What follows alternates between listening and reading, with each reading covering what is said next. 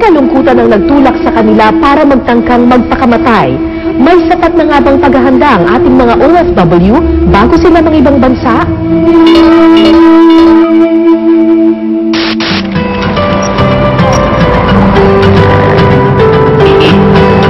Si Romulo talagang mataas ang pangarap niya.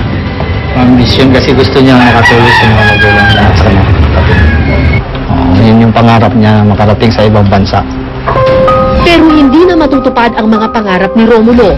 Iniwan niya ang kanyang pamilya ng walang paalam nang magpatiwakal siya sa Dubai nitong Marso.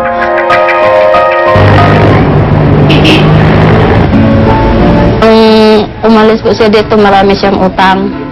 Pagkatapos, may tampo siya sa aming magkakapatid. Hindi kasi niya kami maintindihan na kami wala din.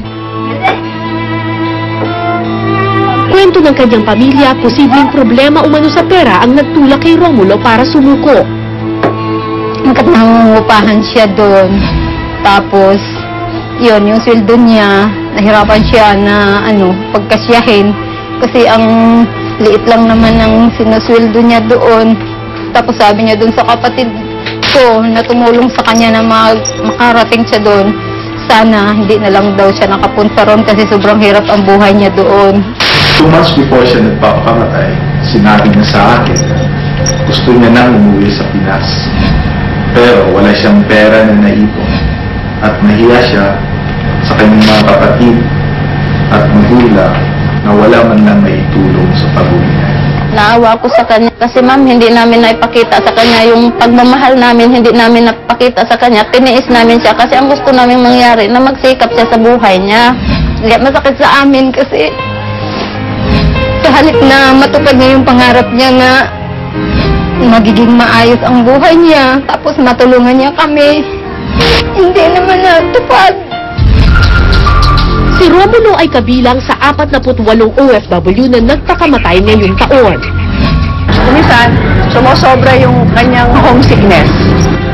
Pagka nandun siya, nag-iisa siya doon, naalala yung pamilya niya, maaari ding mayroong maltreatment ng kanyang employer at wala siyang matatakbuhan na iba, nag-iisa siya doon. So kung pagsama-samahin mo lahat ito, maaari yun ang magtutulak sa kanila na magpatiwakal. Ang kadalasang causes kung bakit napapatulak sa suicidal tendencies ang isang tao ay ang karanasan ng isang napaka-traumatic na pangyayari sa kanyang buhay na hindi siya equipped na harapin o unawain ng maigi para makagawa siya ng angkop na steps doon sa pagharap sa traumatic problem na yon. Matinding kalungkutan naman ang dahilan ng pagkaka-ospital sa OFW na si Veronica, isang domestic helper sa Jeddah. Tumalon siya mula sa bintana ng bahay ng kanyang employer. Hindi ko nga po, parang ang gulo-gulo po talaga ng isip ko problema sa amo. Inisip ko nga rin po pilit na wala naman po ang problema sa amo. Kwento niya, lubos siyang nahirapan nang mawalay sa pamilya. Kailangan po siguro talaga kung gagawa ko ng desisyon na yun talaga pong desidido. Kasi po napakahirap pala ng malayo sa pamilya. Katulad nga po nito nangyari sa akin, hindi ko po alam kung ano yung gagawin ko.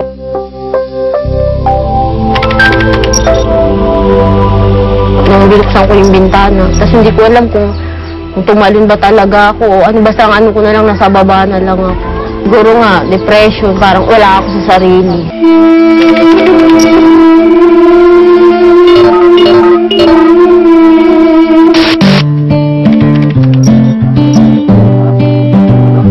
Sa tulong ng kanyang employer, nakauwi si Veronica sa Pilipinas nitong Agosto.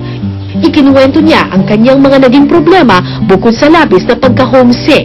Minsan, nagagalit yung mga kasama ko nang hindi ko na lang alam. Siyempre, parang napakahirap naman alam ng trabaho nung nagkakasalubong kayo, hindi kayo nagbabati. Hanggang sa ngayon, hanggang sa umiiyak na lang ako. Sinusumbong nila ako doon sa matanda, na kesyo tatakas daw ako. Dahil sa sama ng loob at dahil walang ibang matakbuhan, kwento niya, tila nawala siya sa sarili. Basta alam ko, bumaba ako ng hagdang, kagigising ko lang. Tapos yun nga, ang naalala ko na lang talaga yun nga, nung binuksan ko yung bintana. Tapos hindi ko alam kung tumalon ba talaga ako o ano, basta ang ano ko na lang, nasa baba na lang ako. Siguro nga, depression, parang wala ako sa sarili. Ngayon, habang buhay, dadalhin ni Veronica ang epekto ng kanyang pagtangkang putulin ang sariling buhay. Pero ano nga yung likod ko? Nilagyan nga daw yun ng bakal. Parang nangangalay pa kasi siya na yun, kung maintindihan. Parang ang bigat-bigat kasi ng likod ko. Hindi pa ako gano'ng makagalaw na talagang normal. Paika-ika pa lang din. Kasi ito wala pa siyang gana. Malbid pa siya. Dahil tumataas na ang bilang ng mga OFW na nagpapatiwakal, sinisikap ng OWA na gawing handa ang mga Pilipinong mangingibang bansa. Paano mo? Hindi mo lang mapansin na sinupos ka. Nagbibigay sila ng Pre-Departure Orientation Seminar o PDOS na may language training at culture familiarization. Kasama rito ang stress management. Ito ay 4 na oras na ginagawa at ito ay isang workshop type of course. Kung ikaw ay nararamdaman mo na na-stress ka, so tinuturuan nila, it's either iwasan mo o harapin mo. Kung harapin mo, anong gagawin mo? Ako, ang tinuturuan natin, hindi mo kasi pwedeng iwasan ang stress. Kailangan harapin mo. Sa mga ganitong seminar, itinuturo sa mga OFW ang mga pagbabagong madadatnan nila sa ibang bansa. Maging ang mga posibleng problemang maranasan nila at kung paano ito dapat harapin. I want to know mga yung from the Exodus. I'm sure nadaanan niyo yun. Pero ayon sa isang psychologist, tila kulang pa ang mga tinatalakay sa ganitong mga seminar. Ang dapat, yung psychological preparedness na component ng seminar na ito ay nakadisenyo sa personal na kalagayan ng OFW. Halimbawa, malaki ang pagkakaiba kung siya ay tatay o nanay na aalis. Hindi sapat yung alamin natin ano yung kultura ng ibang tao kasi hindi tayo handa sa extreme behaviors na maaaring i-display ng mga foreigner na amo. A 4-hour seminar cannot even scrape the surface of exhibiting to her or to him ano yung extent ng problem behaviors na pwede niyang i-display. Para raw mas maging handa mentally at emotionally ang mga OFW na aalis, kailangang alamin ang bansang pupuntahan. Kailangan ring alamin ang mga importanteng numero na maaaring tawagan sa oras ng pangangailangan, tulad ng numero ng embahada, OWA, kamag-anak at mga kaibigan. Kung nakakaramdam ng matinding kalungkutan, tawagan o sulatan ng pamilya upang mailabas ang nararamdaman. Maigi ring makipagkaibigan at makihalubilo sa kapwa Pilipino para hindi maramdaman na nag-iisa ka at maibsan ang pangungulila sa pamilya. Ngayon, sinisikap ni Veronica na ipagpatuloy ang kanyang buhay dito sa Pilipinas. Ang nais lang ni Veronica, mabigyan ng maayos na buhay ang kanyang pamilya. Pero tila hindi sapat ang hangaring ito para makayanan niya ang buhay abroad. Kaya para sa mga gustong mga ibang bansa, iisa lang ang mensahe ng OWA. Ito ay advice natin sa mga gustong mag-abroad. Question is, am I prepared to go abroad? Handa na ba akong mag-ibang bansa para magtrabaho? Kung makakasagot ka ng yes, then go ahead.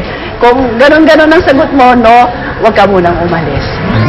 Bago po tayo magdesisyong magtrabaho sa ibang bansa at iwan ang ating mga mahal sa buhay, siguraduhin po muna natin na handa ang ating puso at isipan sa bawat paglalayo.